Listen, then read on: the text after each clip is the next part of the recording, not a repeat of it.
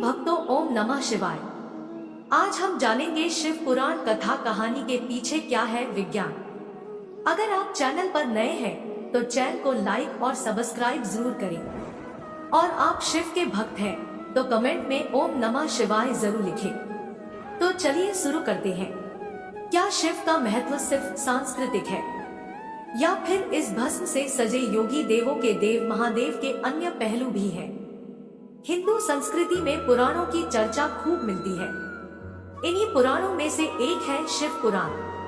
तो क्या है इस पुराण में? सिर्फ कहानियां या कहानियों के जरिए कुछ और बताने की कोशिश की गई है। जिस विशाल खालीपन को हम शिव कहते हैं वह सीमाहीन है, शाश्वत है, मगर क्योंकि कि इंसानी बोध, रूप और आकार तक सीमित होता है, इसलिए हमारी संस्कृति में शिव के लिए बहुत तरह के रूपों की कल्पना की गई। गूढ़ समझ से परे ईश्वर, मंगलकारी शंभो, बहुत नादान भोले वेदों, शास्त्रों और तंत्रों के महान गुरु और शिक्षक, दक्षिण मूर्ति, आसानी से माफ कर देने वाले आशुतोष, सृष्टा के ही रक्त से रंगे भैरव, संपूर्ण रूप से स्थिर अचलेश्वर, सबसे जादुई नर्तक नटराज आदि।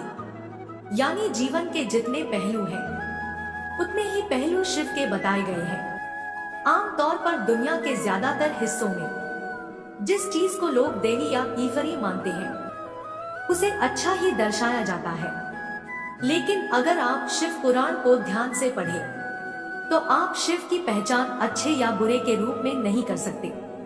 वह सब कुछ है, वह सबसे बदसूरत है, वह सबसे खूबसूरत भी है, वह सबसे अच्छे और सबसे बुरे हैं, वह सबसे अनुशासित भी हैं, मगर पियक्कड़ भी उनकी पूजा देवता, दानव और दुनिया के हर तरह के प्राणी करते हैं। हमारी तथाकथित सभ्यता ने अपनी सुविधा के लिए इन हजम न होने वाली कहानियों को नष्ट भी किया, मगर शिव का सार दरअसल इसी में है। शिव की शख्सियत जीवन के पूरी तरह विरोधाभासी या विरोधी पहलुओं से बनी है। अस्तित्व के सभी गुणों का एक जटिल संगम एक ही इंसान के अंदर डाल दिया गया है, क्योंकि अगर आप इस एक प्राणी को स्वीकार कर सकते हैं तो समझ लीजिए आप पूरे जीवन से गुजर चुके हैं। जीवन के साथ हमारा सारा संघर्ष यही है कि हम हमेशा यह चुनने की कोशिश करते हैं कि क्या सुंदर है और क्या नहीं, क्या अच्छा है और क्या बुरा। लेकिन अगर आप इस एक शख्स जो जीवन की हर चीज का एक जटिल संगम है को स्वीकार कर सकते हैं तो आपको किसी चीज से कोई समस्या नहीं होगी। शिव पुराण कहानी के पीछे क्या है विज्ञान? अगर आप शिव पुराण की कहानियों पर ध्यान दें तो आप देखेंगे कि इनमें सापेक्षता के सिद्धांत, क्वांटम मैकेनिक्स के सिद्धांत, पूरी आधुनिक भौतिकी को बहुत खूबसूरती से कहानियों के जरिए अभिव्यक्त किया गया है। यह एक तार्किक संस्कृति है। इसमें विज्ञान को कहानियों के जरिए व्यक्त किया गया था, हर चीज को साकार रूप दिया गया था, मगर बाद में जाकर लोगों ने विज्ञान को छोड़ दिया और बस कहानियों को ढोते रहे।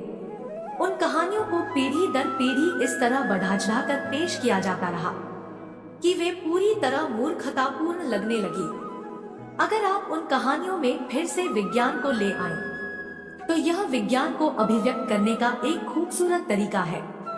शिव पुराण मानव प्रकृति को चेतना के चरम तक ले जाने का सर्वोच्च विज्ञान है, जिसे बहुत सुंदर कहानियों द्वारा किया गया है। योग को एक विज्ञान के रूप में व्यक्त किया गया है जिसमें कहानियां नहीं है, लेकिन अगर आप गहन अर्थों में उस पर ध्यान दें तो योग और शिव पुराण को अलग नहीं किया जा सकता। एक उनके लिए है जो कहानियां पसंद करते हैं, तो दूसरा उनके लिए है जो हर चीज को विज्ञान की नजर से देखना चाहते हैं, मगर दोनों के लिए मूलभूत तत्व एक ही है। आजकल वैज्ञानिक आधुनिक शिक्षा की प्रकृति पर बहुत शोध कर रहे हैं। एक चीज यह कही जा रही है कि अगर कोई बच्चा 20 साल की औपचारिक शिक्षा प्राप्त करने के बाद व्यावहारिक दुनिया में प्रवेश करता है तो उसकी बुद्धि का एक बड़ा हिस्सा नष्ट हो जाता है, जिसे वापस ठीक नहीं किया जा सकता। इसका मतलब है कि वह बहुत ज्ञानी मूर्ख में बदल जाता है। वैज्ञानिकों का कहना है कि शिक्षा देने का एक बेहतर तरीका है उसे कहानियों या नाटक के रूप में प्रदान करना।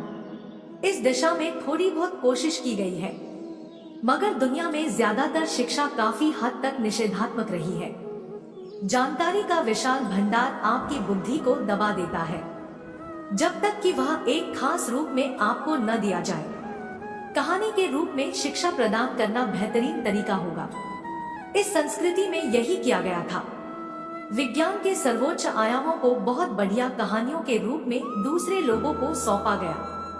उम्मीद है आप सभी को ये वीडियो अच्छी लगी हो। अगर आप शिव के सच्चे भक्त हैं, तो चैनल को सब्सक्राइब और वीडियो को लाइक जरूर करना। कमेंट में हर हर महादेव जरूर लिख देना।